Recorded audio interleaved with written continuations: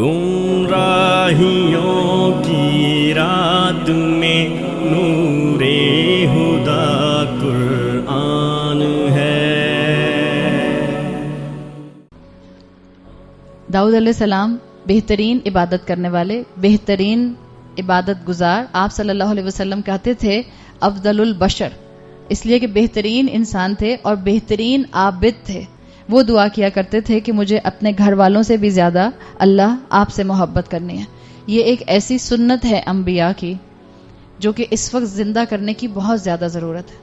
ایک مسلمان، ایک مومن، اور آپ اور میں جو یہاں سیکھنے کے لیے آ رہے ہیں، ہر مسلمان سے محبت کیجیے۔ کسی مسلمان سے دوسرا مسلمان نفرت نہیں کر سکتا۔ امت کا شرازہ بکھرا ہوا ہے، امت ٹوٹی پھوٹی ہے، امت میں فرقہ بندی ہے، امت میں سیکٹس بن گئے ہیں، امت میں ہر ایک فرقہ دوسرے فرقے کو کافر کہہ رہا ہے۔ یہ ٹائم ہے اس سنت کو زندہ کرنے کا۔ آپ کسی سے اس کے گناہ کی وجہ سے نفرت نہ کریں۔ انسان سے نفرت نہیں کی جاتی۔ کس سے نفرت کی جاتی ہے؟ گناہ سے نفرت کی جاتی ہے۔ آپ نے اور میں نے اس امت کے اندر اس سنت کو زندہ کرنا ہے۔ لوگوں سے جیلس مت ہوں، لوگوں کا برا مت سوچیں، لوگوں کو نیچا کرنے کی کوشش مت کریں، ایک دوسرے کا ہاتھ تھامیں۔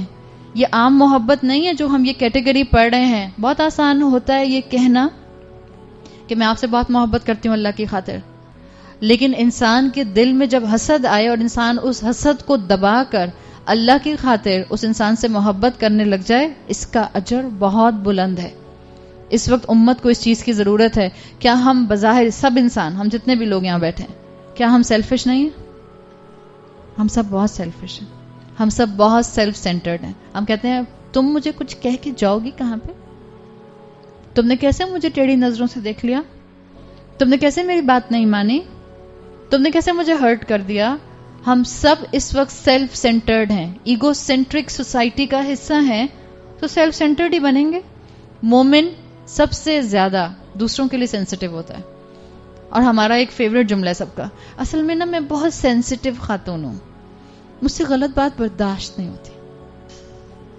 دیکھیے سینسٹیو سب ہوتے ہیں، جو انسان ہے اور جس کے اندر اللہ نے عقل دی ہے، اور عقل کے ساتھ اللہ نے دل کنیکٹ کیا ہے، ایموشنز دیے ہیں، وہ سینسٹیو ہے۔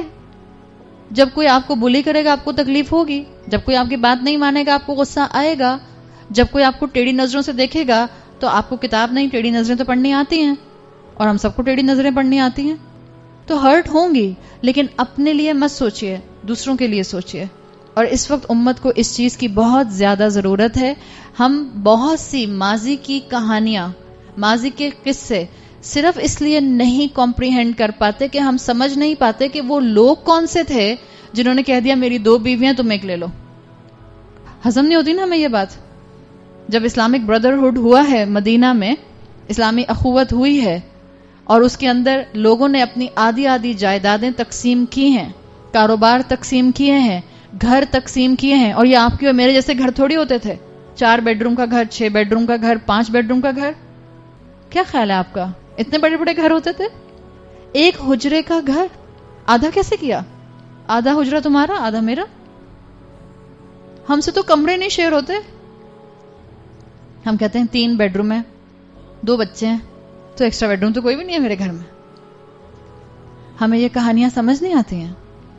گھر میں 2 بچے ہوتے ہیں، ایک بیڈ روم میں سونا پسند نہیں فرماتے۔ اماں کہتی ہیں بیٹا مہمان آ رہے ہیں، تم دونوں ایک کمرے میں چلی جاؤ۔ کیوں؟ دونوں ایک کمرے میں کیوں جائیں؟ ہم سے برداشت نہیں ہوتا نا۔ صحابہ کے پاس ایک ایک کمرہ تھا مدینہ میں، کوئی لینڈ لارڈ نہیں بیٹھے ہوئے تھے وہاں پہ۔ فرسٹ فلور کا گھر نہیں تھا ان کے پاس، گراؤنڈ الگ، گراؤنڈ +1 کیسا گھر نہیں تھا۔ ایک ایک کمرے کا حجرہ چھوٹا چھوٹا، اسی میں پردہ لٹکا لیا، آدھا تمہارا آدھا میرا۔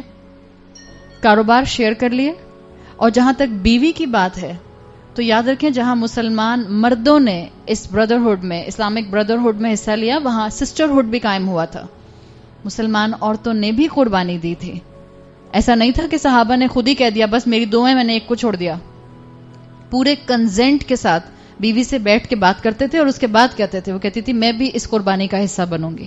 ہمیں یہ کہانیاں کیوں نہیں سمجھ آتی؟ بیکاز ہم ایگو سینٹرک ہیں بہت زیادہ، ہم اپنا فائدہ سوچتے ہیں، ہم دوسرے کی تکلیف کو سمجھ ہی نہیں سکتے. اس لیے ہمیں بہت سی مثالیں نہیں سمجھ آتی مدینہ کے معاشرے میں جو بردرہڈ کی ہوئی تھیں. جنگ قادسیہ کا نام سنا؟ جنگ قادسیہ حضرت عمر رضی اللہ عنہ کے دور میں ہوئی تھی مسلمانوں کی. اچھا، آپ کو جنگ قادسیہ یاد نہیں ہوگا، لیکن جو میں واقعہ بتا رہی ہوں وہ میرا خیال ہے ہم سب نے بچپن سے سنا ہے. جنگ قادسیہ کے موقع پر 3 زخمی تھے اور 3 زخمی شدید زخمی تھے. ایک شخص آیا، اس کے ہاتھ میں پانی تھا، اس نے دیکھا کہ ایک شخص بہت زخمی ہے اور ایک شخص بول رہا ہے پانی پانی. یاد آ گیا؟ وہ جب پانی لے کر اس کے پاس پہنچا، اس زخمی شخص کے پاس، کہ اس کو پلانے والا تھا کہ دور سے آواز آئی پانی پانی.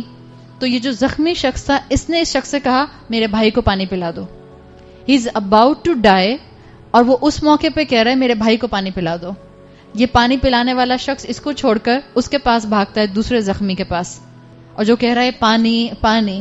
جب وہ دوسرے کے پاس پہنچتا ہے تو ابھی اس کی گردن اٹھا کر اس کو پانی پلانا ہی چاہتا ہے کہ تیسرے کی آواز آتی ہے پانی پانی. یہ زخمی شخص کہتا ہے میرے بھائی کی ضرورت پہلے پوری کرو. یہ اس کو چھوڑ کے تیسرے کے پاس جب تک پہنچتا ہے، تیسرا انتقال کر جاتا ہے. دوسرے کے پاس آتا ہے، اس کا انتقال ہو چکا ہوتا ہے. پہلے کے پاس آتا ہے، اس کا انتقال ہو چکا ہوتا ہے. We can not comprehend this.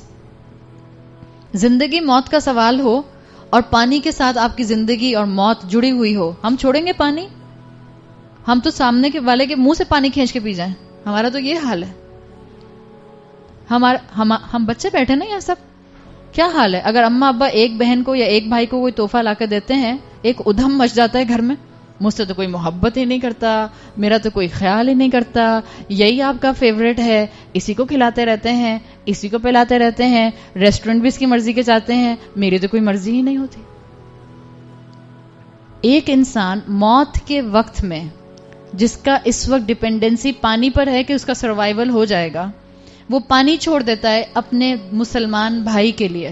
Can you imagine عام حالات میں وہ کتنی قربانی دیتا ہوگا؟ یہ حقیقت ہے، یہ سچے واقعات ہیں. ان سنتوں کو زندہ کیجیے. سننا آسان ہوتا ہے، انفارمیشن گیدر کرنا آسان ہوتا ہے، بہت سی نالج لے لینا آسان ہوتا ہے. پریکٹیکل لائف میں تبدیلی لے کر آئیے. اور مجھے پوری امید ہے، الحمدللہ میں بہت اللہ کی ذات سے پر امید ہوں کہ آپ سب اپنے اپنے گھروں کے اندر ایک تبدیلی کا چراغ بنیں گے. سب بنیں گے انشاءاللہ. اس امت کو کھڑا کرنے میں آپ سب اپنا اپنا حصہ ڈالیں گے.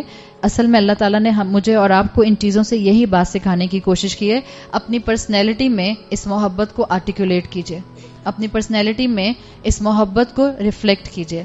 یہ جہاں تک چوتھی کیٹیگری ختم ہوتی ہے، اس چوتھی کیٹیگری تک آپ کو ان تمام صفات میں ایک فارمیٹ نظر آتا ہے. 4th کیٹیگری تک علماء کہتے ہیں کہ اس میں آپ کو ایسنس ملتا ہے اللہ کی محبت اور اللہ کے خوف کا with a group of people. یعنی آپ انصاف کرتے ہیں کچھ لوگوں کے ساتھ، ماں باپ کے ساتھ، اللہ کے ساتھ، معاشرے کے ساتھ، ماحول کے ساتھ، جانوروں کے ساتھ. اسی طرح آپ نے دیکھا تھا وہ نوجوان جو عبادت کرتا ہے نوجوان، تو اس کے دوست بھی اس کے لائک مائنڈڈ ہوتے ہیں، تو ایک گروپ آ گیا. تیسری ہم نے صفت دیکھی تھی کہ جس کا دل مسجد میں اٹکا رہتا ہے، یعنی اللہ کا خوف اور اللہ کی محبت with certain group of people manifest ہوتی ہے. چوتھی آپ نے کوالٹی دیکھی کہ اللہ کی خاطر کسی دوسرے انسان سے آپ محبت کرتے ہیں اور یہ آپ کا گروپ بڑھتا جاتا ہے.